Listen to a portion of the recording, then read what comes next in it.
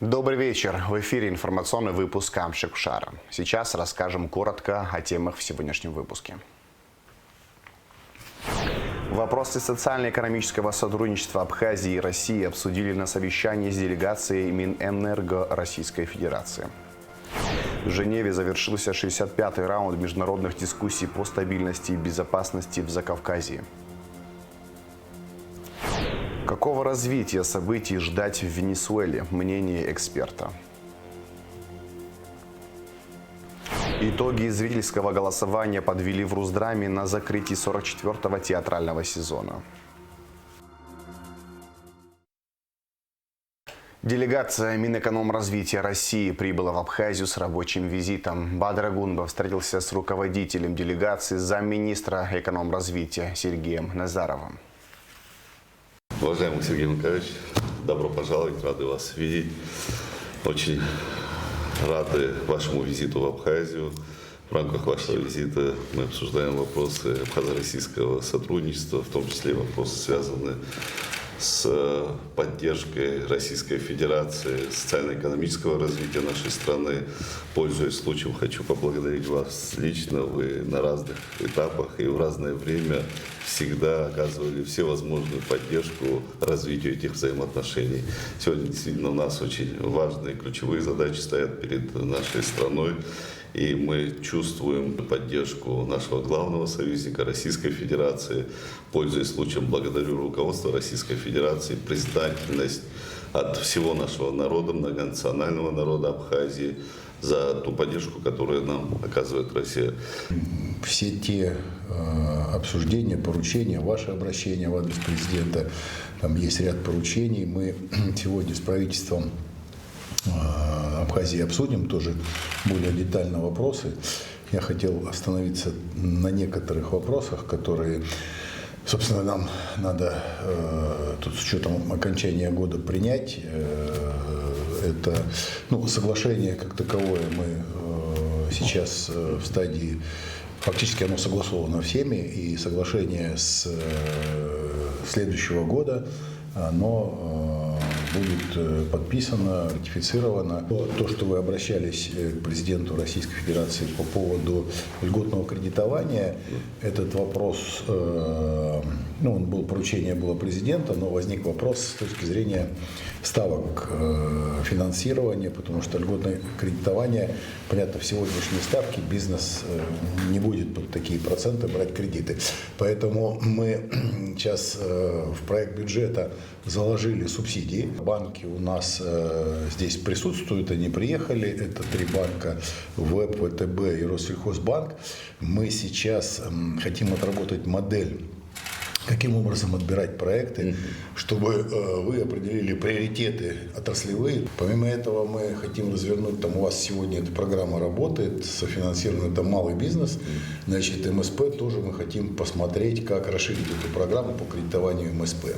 Также хотим еще развитие глэмпингов как туристическое направление. Сегодня обсудим и завтра мы посмотрели ряд проектов. Это инвестиционная программа.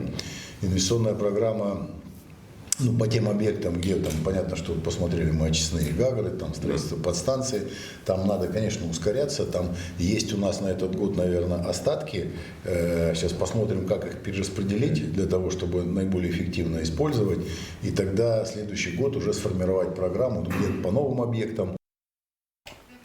Бадыр Агунба отметил ключевые направления, успешно реализуемые благодаря финансовой поддержке Российской Федерации. В частности, речь шла о развитии дорожной инфраструктуры, поддержке малого и среднего бизнеса, а также о мерах по развитию сельского хозяйства.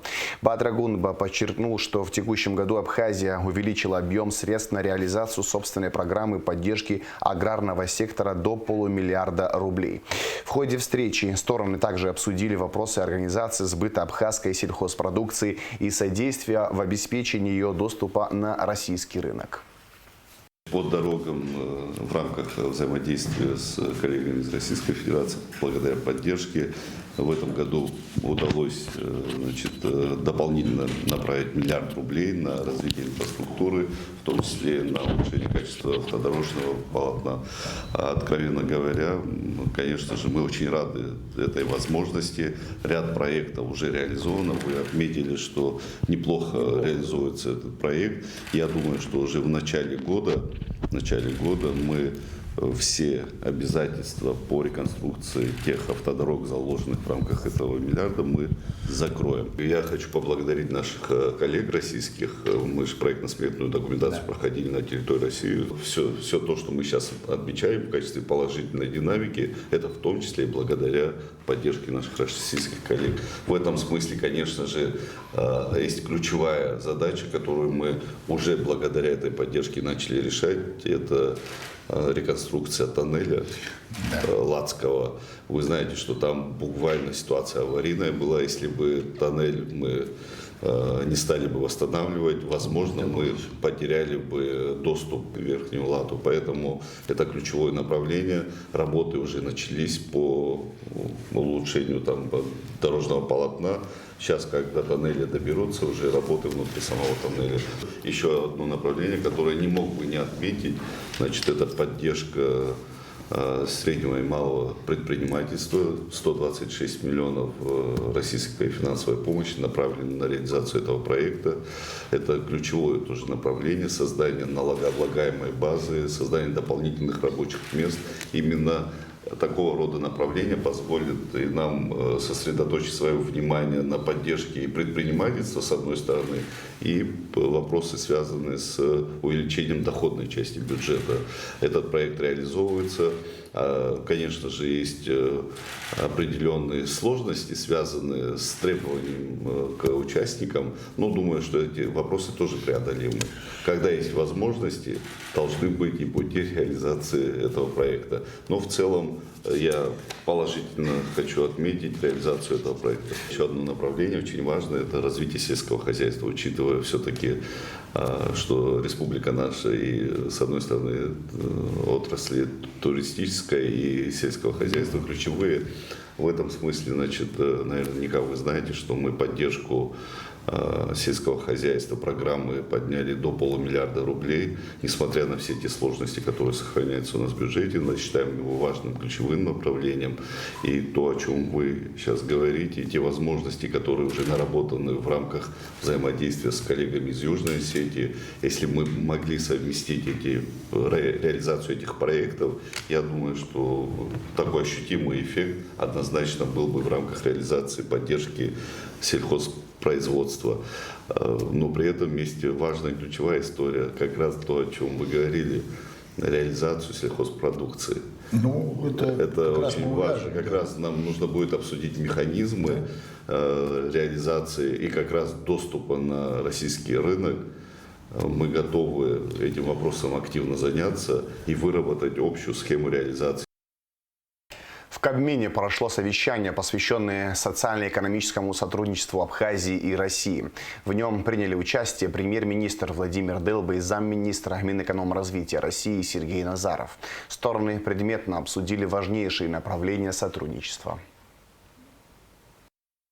За период вашего визита у нас появится возможность обсудить важнейшие вопросы в развитии социально-экономическом развитии нашей страны. На мой взгляд, это будет конструктивная работа за эти 2 дня.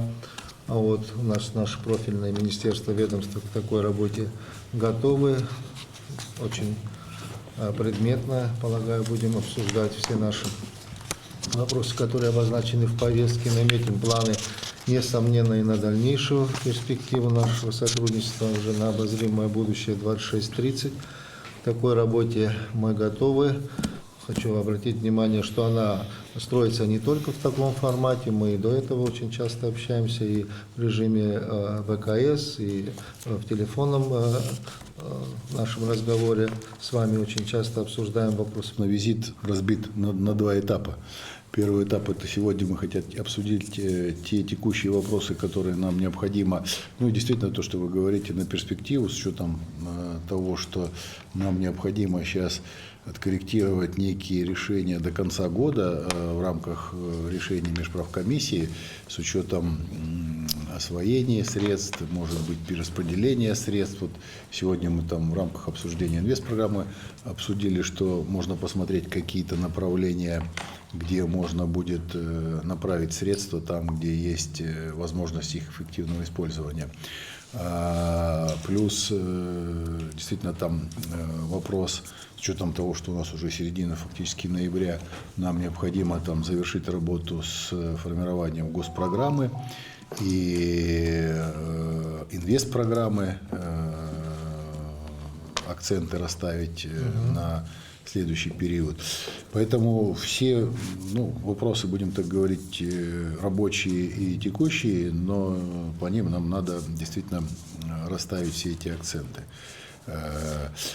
И с точки зрения вопросов, связанных с бизнес-направлением, это мы как раз хотели завтра еще обсудить с банками, значит, рассмотреть вопрос перспективы работы по льготному кредитованию, по работе с малым и средним предпринимательством.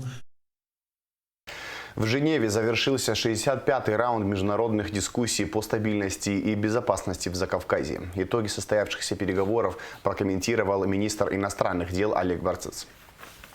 Завершился 65-й раунд женевских дискуссий по безопасности и стабильности в Закавказье. Это актуальное, корректное название этого формата. Сегодня второй день работы, он успешно завершен. Делегация Республики Абхазия в полном объеме, в полной мере донесла до внимания сопредседателей, участников дискуссий и всех сторон ОБСЕ, ООН и Европейского Союза свою твердую позицию по ситуации в области безопасности и стабильности в регионе Южного Кавказа. Мы еще раз подчеркнули свою приверженность мирному плану в продвижении наших инициатив по подписанию юридически обязывающего соглашения о неприменении военной силы. Кроме того, обсуждалась во второй группе также ситуация с гуманитарными вопросами. Там также часть нашей делегации приняла активное участие. И совместно мы, я считаю, сделали еще один шаг в достижении вот этого важного для всех нас результата. Попытки Грузии игнорировать новые реалии, которые сложились в регионе, существование двух соседних государств, Абхазии и Южной Осетии, абсолютно бесперспективны. С этим тезисом согласились все участники. Абхазская делегация, российская делегация, юго-осетинская делегация. И убежден, что мы сегодня сделали еще один шаг в направлении создания этого важного и влияющего на жизнь многих людей документа. Соглашение о неприменении силы стало бы воплощением примиренческой риторики, которая звучит из Тбилиси в отношении абхазского и юго-осетинского народов, говорится в заявлении МИД Российской Федерации. Актуальность такого шага возрастает на фоне подстрекательского призыва извне Грузии вернуть с помощью военной силы «отколовшиеся регионы» в кавычках, а также неприкрытых планов по освоению этого государства со стороны НАТО, подчеркнули в ведомстве. Главным препятствием переговорам по гуманитарным вопросам МИД Российской Федерации назвал крайне политизированную резолюцию по внутренне перемещенным лицам, которые Грузия ежегодно вносит на рассмотрение Генассамблеи ООН. Так как обсуждение указанной проблематики в нарушении имеющихся договоренностей на других площадках без участия представителей Сухума и Цхинвала делает невозможным ее рассмотрение в формате международных дискуссий по стабильности и безопасности в Закавказье, указали в МИД. Венесуэла объявила массовую мобилизацию армии и проведение учений из-за наращивания военных кораблей и войск США в Карибском море. Напомним, западные СМИ периодически пишут, что США могут в любой момент начать удары по Венесуэле. Пока они били только по судам в море, которые, как утверждается, перевозят наркотики. В России на ситуацию уже отреагировали. Совет Федерации призвал ООН и мировые парламенты осудить угрозы применения силы против Венесуэлы и поддержать мир в регионе. О возможном развитии ситуации в Венесуэле мы проговорили с политологом-американистом Игорем Пшеничниковым. Значит, предлог смешной, да, но суть-то ясна. И они, значит, нацелились на венесуэльскую нефть. А запасы нефти в Венесуэле, напомню, самые крупные в мире. Вот. И уже с конца 90-х американцы не контролируют ни добычу, ни экспорт нефти, ни венесуэльской. А раньше этим занимались, кстати, в открытую, грабили эту страну как могли. Конец этому пришел в конце 90-х, когда к власти пришел покойный ныне Уго Чавес. Вот, да, и политика Чавеса была продолжена Николасом Мадуро. Вот, и американцы на протяжении уже долгого времени, и в первую каденцию Трампа, и сейчас, значит, пытаются все вернуть на круги своя. Как это можно сделать? Прежде всего, значит, сменить режим. Они пытались это сделать политическими средствами в первую каденцию Трампа. Значит, если помните, был такой персонаж Хуан Гуайдо, которого они объявили временным президентом Венесуэлы. Вот, значит, этот проект не состоялся, он был, значит, венесуэльцам успешно провален. Вот, и венесуэльцы, так сказать, щелчок такой по носу Трампу дали, и он эту обиду, конечно, не терпит. Но дело не в личной обиде, а дело в том, что под боком у Штатов огромная, значит, нефтяная кубышка, до которой у них руки не доходят. Почему она сейчас важна именно сейчас? Мы же видим, какое складывается вообще геополитическое, значит, положение в разных уголках мира, особенно в нефтеносных, на Ближнем Востоке, где очень все нестабильно, да. Операция Израиля из Штатов против Ирана, она не завершена, и в том случае, если Израиль вознамерится по-настоящему уничтожить Иран, то это может привести к коллапсу экспорта энергоносителей из того региона. Вот. А в таком случае запасы нефти Венесуэлы приобретают для Штатов первостепенное значение. Именно этим же, кстати, объясняется то, почему сейчас, значит, американцы пытаются взять под контроль экспорта и газа, и нефти из Нигерии. Это все звенья одной цепи. Ну, вот конкретно, значит, что касается Венесуэлы, что там можно ждать? Мне кажется, что Трамп, во-первых, значит, попытается сделать то, что они сделали с Израилем в отношении Ирана, вот во время этой 12-летней войны недавней. Значит, будут бомбить, конечно, будут бомбить. И главная цель Трампа – это лично президент Николас Мадуро. Его лично попытаются, значит, ликвидировать. Каким образом это будет? То ли это будет ракетный удар, то ли это, значит, работа американского спецназа. Кстати, об этом американцы тоже говорят открыто. Очень странно, что они это даже не скрывают. Понятно, что то есть элемент запугивания тоже есть. Но всем понятно, что, значит, американцы попытаются сделать малой кровью. И прежде всего это они видят, значит, в ликвидации персональная Мадуро. Вот, а на его место уже, значит, они запланировали тоже известного персонажа, известного с помощью норвежцев, замечу. Значит, Норвежский Нобелевский комитет месяц назад объявил лауреатом Нобелевской премии этого года некую Марию Карину Мачадо. Это оппозиционный деятель. Она была неизвестна, никому всплыла на поверхность в 23 году. Вот, и вот сейчас ее объявили, значит, лауреатом Нобелевской премии мира. Вот она, вот видите ли, светоч и надежда, значит, всего демократического, значит, человечества, значит, прогрессивного человечества. Вот, и она уже делает заявление, значит, предлагает американцам, вот тоже смешно очень звучит, значит, буквально вот где-то недели 3 назад она была в стриме с сыном Трампа и говорил: возьмите нашу нефть, значит, мы богаче, значит, Саудовской Аравии, забудьте Саудовскую Аравию, мы отдадим вам все. То есть это вообще, конечно, это нонсенс такой, значит, политический цирк. Вот, но факт то, что, значит, у них есть как бы сменщик у американцев на пост президента Венесуэлы, это вот эта Карина Мачадо. Совершенно очевидно то, что американцы боятся наземной операции. Что значит взять под контроль, значит, нефтяные объекты Венесуэлы. Это значит, туда надо войти, потому что просто ракетами это не сделаешь. Вот. А Трамп именно это боится. Потому что совершенно очевидно, что, значит, Венесуэла, во-первых, готова к отражению агрессии. Вот, готова она не без помощи России, это понятно, не без помощи соседней Кубы, с которой она очень дружит. Вот, и американцы давно уже бы значит, скинули и Мадуро и вошли бы туда, значит, своими, как говорится, на своих двоих, если бы не опасались то, что оттуда пойдет значит, стройная вереница гробов значит, в Соединенные Штаты. Так что я думаю, что то, чего следует ждать, прежде всего, это бомбардировка, значит, Каракаса, военных объектов.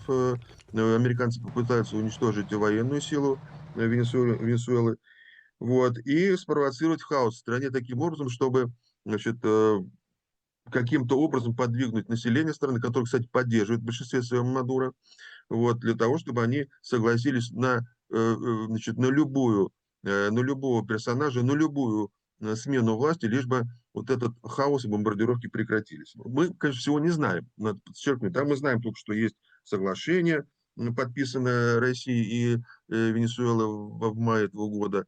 Путин и Мадуро подписали соглашение, оно только что ратифицировано было. Оно долго лежало как бы в парламентах двух стран и не было ратифицировано. А тут буквально вот неделю-две назад президент Путин совершенно демонстративно направил это соглашение, ратификацию в парламент наш. И оно было ратифицировано. Это был сигнал, понятно, Соединенных Штатов. Потому что в этом соглашении, кроме значит, различных пунктов о экономическом сотрудничестве и прочем, есть 14 пункт, в котором коротко, но совершенно ясно говорится о том, что страны сотрудничают значит, в военной области в интересах стабильности в регионе. Вот я сейчас думаю, что американцы этот 14 пункт значит, изучают под лупой и думают, что он может скрывать. А вот мы же все же не политики, да, мы всего лишь на все там журналисты и политологи, мы можем себе позволить сказать, предположить, что там есть такие значит, пункты закрытого соглашения, которые значит, заставляют американцев сделать не один, а может быть даже несколько шагов назад. Вот, и они, конечно, останавливают. Мы не знаем, что Россия поставила в Венесуэле, какие значит, вооружения, кроме уже известных самолетов, вертолетов, систем значит, ПВО и так далее. Может, есть какие-то другие вещи, которые значит, Россия уже демонстрировала значит, в других частях света. Вот, и американцы, конечно, значит, этого боятся. Так что пока наблюдаем ситуацию, как она будет развиваться, никому точно неизвестно. То, что мы сейчас говорим, я хочу еще раз это подчеркнуть, это прогнозы, предположения и, может быть, даже додумки. Но в любом случае мы значит, понимаем, что ситуация опасная, взрыв опасный. Она, если вдруг там что-то случится, это не ограничится только значит, войной между Венесуэлой и Штатами. Ясно будет, что увлечены сюда и страны Карибского бассейна, прежде всего Куба на стороне Венесуэлы и Никарагуа тоже. Так что наблюдаем. Абхазский язык вошел в мировую систему распознавания речи, крупнейшую на сегодня платформу искусственного интеллекта, способную слышать и понимать более 1600 языков мира. Это событие открывает для нашей страны новые возможности в области технологий, образования и культуры, делая абхазский язык частью глобального цифрового пространства, написал на своей странице в Facebook исполнительный директор благотворительного фонда развития абхазского языка имени Шинкуба Ливан Лагула. Почти 4500 тонн мандаринов экспортировала Абхазия в Россию с начала сезона. Показатели за аналогичный период прошлого года – 3,6 тысяч тонн, сообщил Государственный таможенный комитет. Также вывезено 1000 тонн фихуа, 176 тонн хурмы, 196 тонн лимонов. По данным Минсельхоза, до конца сезона планируется экспортировать 33 тысячи тонн абхазских мандаринов. 4-я международная межвузовская образовательная выставка открылась в Национальной библиотеке имени Ивана Папаскир. Ведущие вузы Российской Федерации и Республики Абхазия представили свои программы для абитуриентов. В этом году для граждан Абхазии выделено 115 квот на бесплатное обучение в российских вузах, а прием заявок продлится до 15 декабря. На выставке представлены Приволжский исследовательский медуниверситет, Белгородский технологический университет имени Шухова, Южно-Российский институт Институт управления РАНХИКС, Башкирский медуниверситет и АГУ. В онлайн-формате Российский аграрный университет, Высшая школа экономики. Выставка продлится 2 дня. Эксперты прочитают лекции и проведут мастер-классы. Ежегодно представительство Россотрудничества в Республике Абхазия проводит квотную кампанию, в рамках которой осуществляется прием заявок на бесплатное обучение за счет средств бюджета Российской Федерации в пределах квоты, установленной правительством Российской Федерации. В этом году для граждан Абхазии выделено 115 квот, а прием заявок продлится до 15 декабря. Направления подготовки охватывают широкий спектр самых разных специальностей, от технических до творческих. Популярными направлениями среди абитуриентов остаются медицина, IT-направления и строительство. Новые направления в рамках квотной кампании 2026-2027 года доступны для поступления: подготовка поваров в Институте гастрономии Сибирского федерального университета, подготовка актеров в знаменитом театральном институте имени Бориса Щукина, подготовка мастеров эстрады и цирка в Государственном училище циркового и эстрадного искусства имени Михаила Николаевича Румянцева, Карандаша, подготовка специалистов по линии Министерства транспорта в Российском университете транспорта, подготовка специалистов по линии Министерства спорта. Напоминаем, что в числе возможностей уже не первый год посвятить себя востребованным и престижным специальностям, в которых Республика Абхазия ждет специалистов, а именно по направлению железнодорожного и авиасообщения, таможенной службы. Десятки, сотни абхазских выпускников наших государственных школ стали студентами ведущих российских вузов. Это очень отрадно, это уникальная возможность, и, пользуясь случаем и прекрасной возможностью, я хотел бы еще раз выразить слова искренней признательности представительству Россотрудничества за то, что у нашей молодежи, у наших выпускников есть такая уникальная возможность. Медиашкола Дома Москвы открылась в Сухуми. В рамках проекта 13 и 14 ноября журналисты и блогеры из Абхазии, а также студенты АГУ прослушают лекции о современных тенденциях в журналистике и цифровых медиа. Примут участие в мастер-классах ведущих специалистов России. Журналист и продюсер Мария Черкасова поделилась со слушателями знаниями о применении нейросетей в медиа. Она отметила, что несмотря на то, что нейросеть не заменит журналистов, она может значительно повысить продуктивность их работы, взяв на себя некоторые задачи. Благотворительная акция «Урок добра», приуроченная ко Всемирному дню доброты, проводится в школах Абхазии 13 ноября. В Сухумской школе номер 5 урок добра провел депутат парламента Инар Гицба, а в Сухумской школе номер 1 директор КБФ Ашана, уполномоченный по правам ребенка в Абхазии Мактина Джинджолия. Основная цель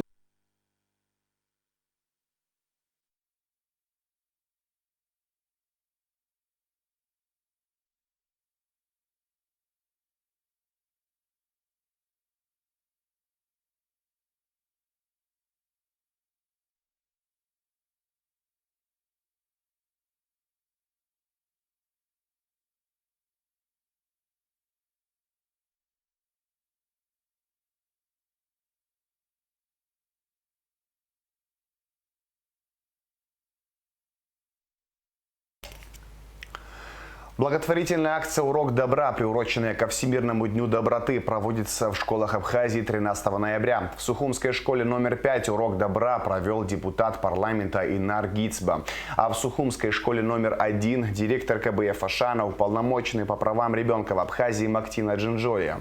Основная цель акции – пробудить у детей понимание силы добрых поступков и показать, что именно через доброту можно изменить мир к лучшему.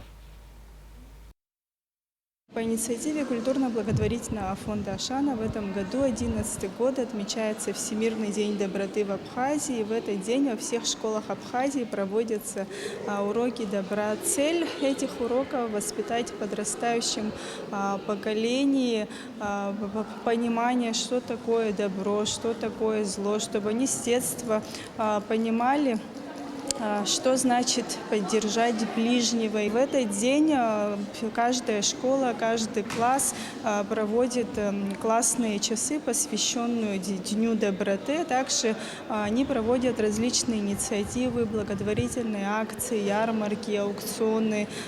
Есть классы и школы, которые посещают дома престарелых, семьи, которым нужна помощь. То есть инициативы совершенно разные, из года в год они меняются. И очень отрадно видеть, что эта акция стала традиционной, уже 11-й год проводится. Эта акция с первого года проводится при поддержке Министерства просвещения, и мы стараемся менять темы. В этом году у нас тема «Доброта спасет мир», она обширная, но мы постарались эти классные часы сделать интерактивными, активными. Акция однодневная, но в этом году есть инициатива Общественного совета при аппарате уполномоченного по правам ребенка «Школа добрых дел». В течение года будут предложены ряд инициатив. Министерство просвещения уже поддержало эту инициативу Общественного совета. Я думаю, что в ближайшее время будем анонсировать, планировать. И таким образом это не будет просто один день, 13 ноября. В течение года будет ряд инициатив. В Сухумском лицее-интернате торжественно открыли новую спортивную площадку. Теперь у воспитанников лицея есть возможность профессионально заниматься баскетболом и волейболом, и здесь же проводить соревнования. Спортивная площадка построена по поручению первого заместителя руководителя администрации президента Российской Федерации Сергея Кириенко на средства Ханты-Мансийского автономного округа Югра Российской Федерации. Для вас открывается долгожданная спортивная площадка. Позвольте мне от лица Министерства просвещения Республики Абхазия выразить искренние слова благодарности нашим коллегам из Российской Федерации, руководству Ханты-Мансийского автономного округа за содействие, за поддержку, которая оказана нашим детям. Спорт имеет большое и важное значение в жизни подрастающего поколения. Здоровый образ жизни – это одно из главных, приоритетных направлений работы Министерства просвещения Республики Абхазия. Уверена в том, что учащиеся интерната в будущем покажут нам очень хорошие результаты в спортивной жизни. Наш Ханты-Мансийский автономный округ плодотворно сотрудничает с Республикой Абхазия. У нас очень много проектов, уже отлажены работы по экспорту товаров из нашего края. Есть налаженные авиасообщения в рамках нашего плодотворного сотрудничества. Результатом и в разных сферах есть взаимоотношения. Одной из них, результатом таких взаимоотношений родилась эта площадка для детей.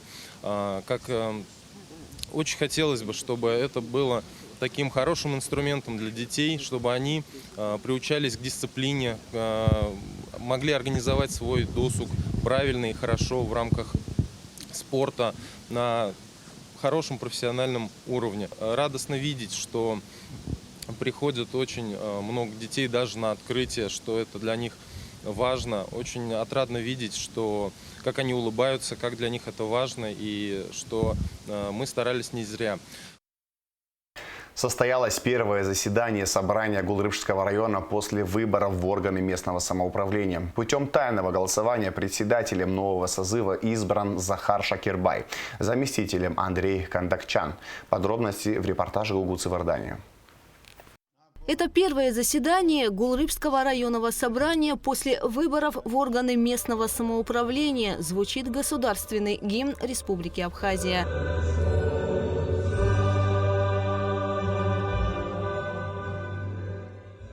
Выборы в органы местного самоуправления по Гулрыбскому району прошли активно, сообщил в начале встречи председатель районной избирательной комиссии Омар Кишмария. Голосование состоялось во всех 15 округах. В целом явка избирателей составила более 47%. Избрано 15 депутатов. У нас произошло обновление депутатского корпуса на 80%. Если говорить о возрасте, средний возраст депутатов составляет 44 года. Самому старшему депутату 76 лет, а самому молодому накануне выборов исполнилось 25 лет. Вот такой состав у нас депутатов. В актовом зале администрации Гулрыбского района собрались представители общественности, депутаты бывших созывов районного собрания. Звучали напутственные слова и пожелания плодотворной работы. Самое главное – стать рядом с руководителем Саидом Геннадьевичем. То, что он делает, мы все вместе. Стать и сказать: мы вместе, мы те люди, которые хотим в районе жить, и в этом районе должен быть определенный и порядок, и закон, и чтобы население сказало: выбрали мы в самом деле тех людей, которые были достойны тогда, и они себя показали. Показали с положительной стороны. Дай Бог вам здоровья и держитесь. Держитесь, нашу эстафету ведите вперед. На повестке первого заседания Гулрыбского районного собрания выборы председателя нового созыва. Путем тайного голосования им стал Захар Шакирбай. Результаты объявил избранный депутат Аслан Ломия. Проголосовали 15 депутатов. За кандидатуру Шакирбай проголосовало 14, 1 воздержался. Решение по результатам тайного голосования по выборам председателя собрания Гулрыбского района председатель собрания Гулрыбского района Шакирбай Александр Захар Александрович.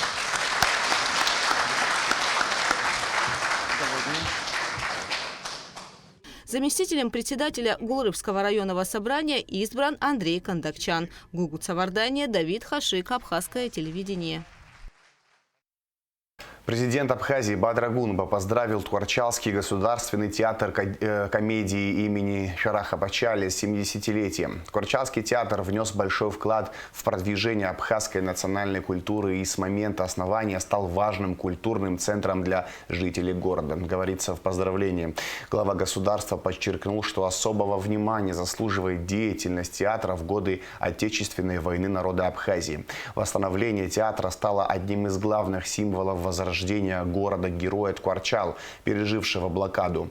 Театр комедии под руководством народного артиста СССР Шараха Пачали стал источником поднятия духа в тяжелые послевоенные годы, говорится в тексте. Итоги зрительского голосования подвели в Русдраме на закрытии 44-го театрального сезона. Лучшая женская и мужская роль соответственно достались Ирине Делба и Эмилю Петрову за спектакль «Отцы и дети». Лучшим режиссером стал Андрей Сидельников за спектакль «Мышеловка». Лучшим спектаклем также названа постановка «Мышеловка». О победителях в других номинациях в следующем материале.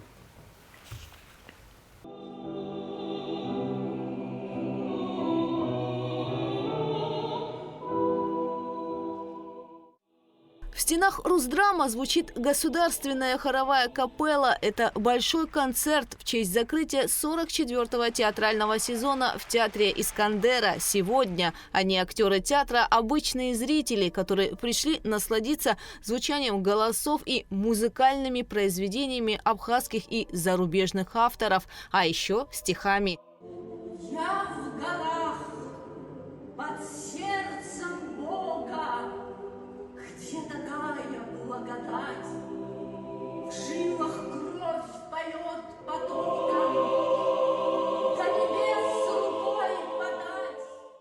Государственная хоровая капелла Абхазии по праву считается культурным достоянием страны. Коллектив неоднократно выступал на лучших концертных площадках мира, таких как Берлинская филармония, Санкт-Петербургская академическая филармония имени Шостаковича, Большой зал Московской консерватории, Дом органной музыки в Киеве.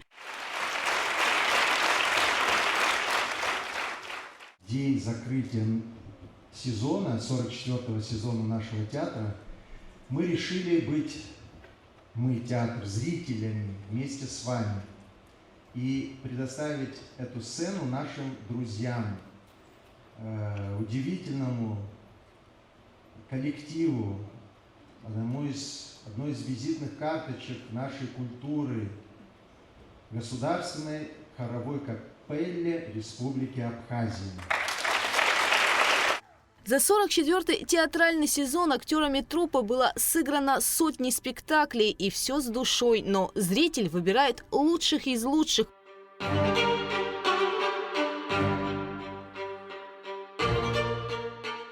По итогам зрительского голосования лучшим спектаклем был признан детектив «Мышеловка» по пьесе Агаты Кристи, режиссер-постановщик Андрей Сидельников.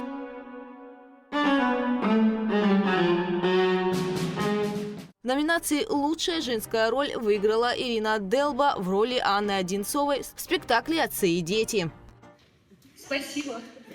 Спасибо большое капелле, которая подарила нам сегодня такой праздник. Спасибо Барасу за его талант и творчество. Спасибо Ираклию Ивазовичу за мой творческий путь, потрясающий, бесподобный. Спасибо вам, дорогой зритель, что вы у нас есть и что вас так много. Спасибо.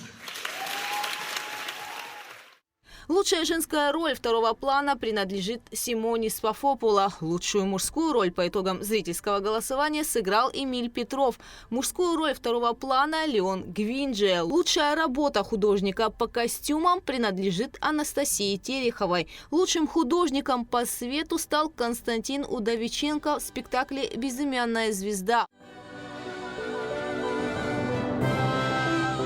Лучшая работа композитора принадлежит Алексею Сееву в спектакле «Мышеловка». Лучшая работа художника-постановщика Илье Кутянскому. Работа режиссера-постановщика Андрея Сидельникова в спектакле «Мышеловка» также признана лучшей. Следующий сезон откроется премьерой, показом чеховской «Чайки» 21 ноября.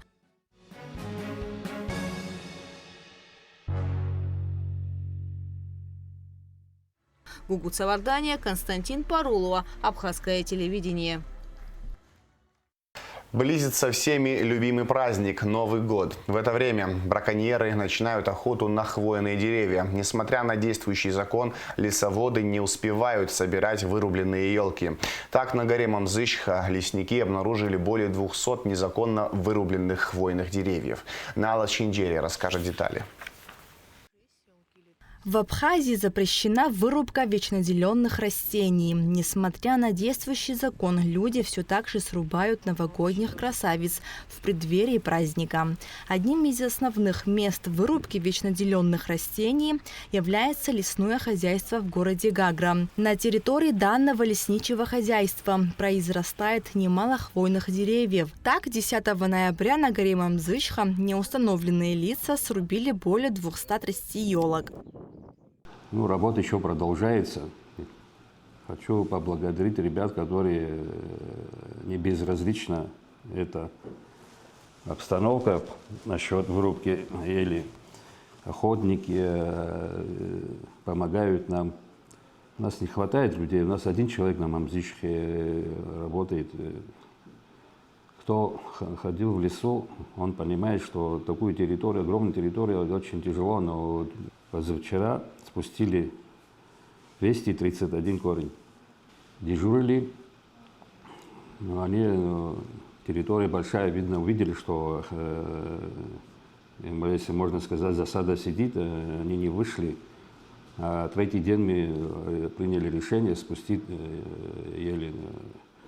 Отсюда послали нашу лесовоз, и людей наняли, чтобы погрузить 231 штук. Самая маленькая диаметром 4 сантиметра, самая большая 9,5, 9 сантиметров толщиной в корне.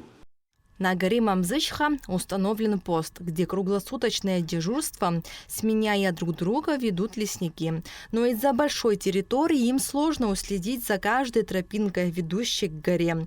Лесники Гагрского района призывают население быть более рассудительными и не заниматься вырубкой хвойных деревьев. На днях мы выставляем пост на горе Мамзычха. совместно с городделом. Ежегодно это у нас дело, дай Бог здоровья этим ребятам. Мы стараемся, боремся с этим злом, если так сказать. Вырубка пихты, елки, запрещен в Абхазии. Если запретили бы продавать, как нам легче было бы работать. Человек скажет, что если я буду продавать, меня арестуют, меня оштрафуют, тогда он не пошел бы, не пойдет в лес вырубать. Если в этом году факты вырубки были замечены только в ноябре, то в прошлом году вырубка вечнонаделенных растений началась еще в октябре. Найденные лесоводами елки помещены на склад временного хранения. Ближе к Новому году их передадут в детсады и школы. Нала Чхинджерия, Камила Джопуа, Абхазское телевидение.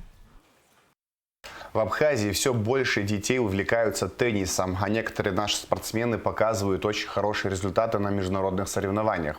В столице республики у детей есть специально обустроенные корты для занятий и профессионального роста. Но в районах такой возможности нет.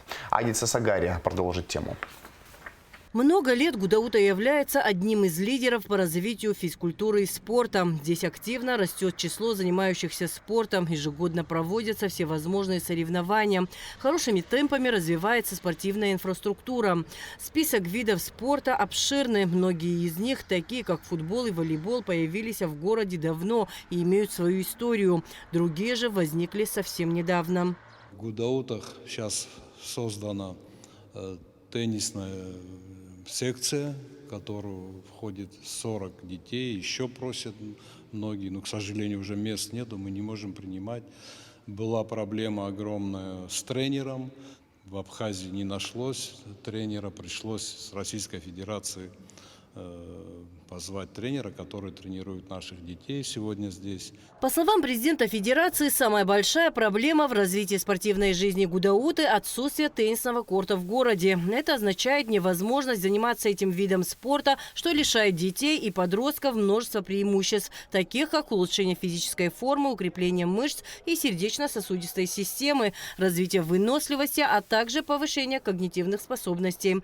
Кроме того, отсутствие доступа к корту также ограничивает возможности для активного отдыха и социализации. Нам приходится тренироваться. Вот сейчас мы находимся в Абхазской школе номер 1 имени Нестора Лакоба в спортзале. В этом хочу, пользуясь случаем, поблагодарить, огромная благодарность директору школы Киркинадзе Щазины Митиевны, которая предоставила нашим детям вот тут тренироваться. Мы очень благодарны.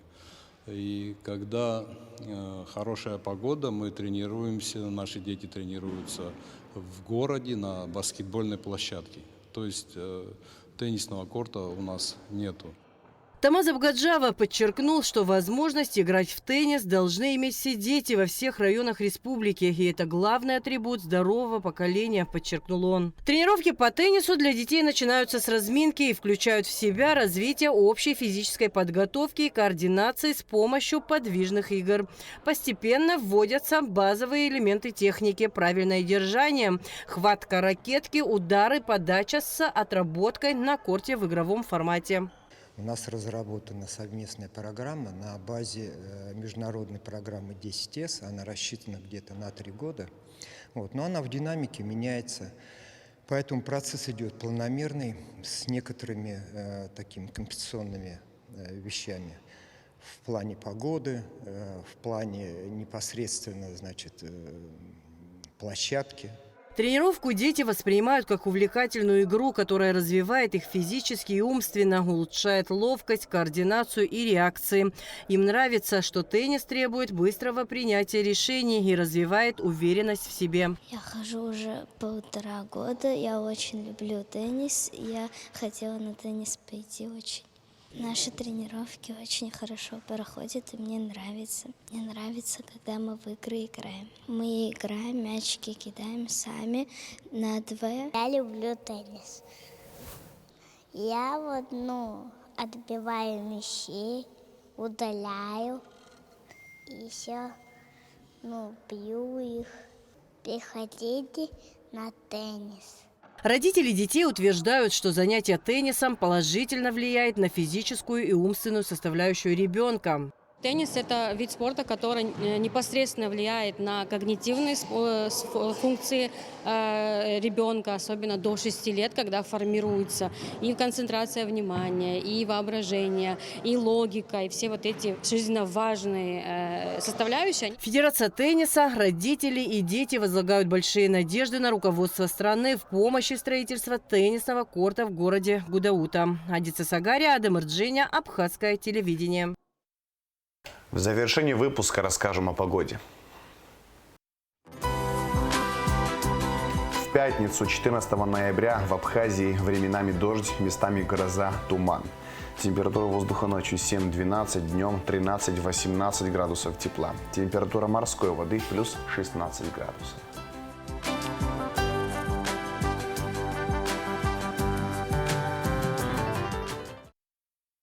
На этом информационный выпуск Амшакшара подошел к концу. Всего хорошего. До свидания.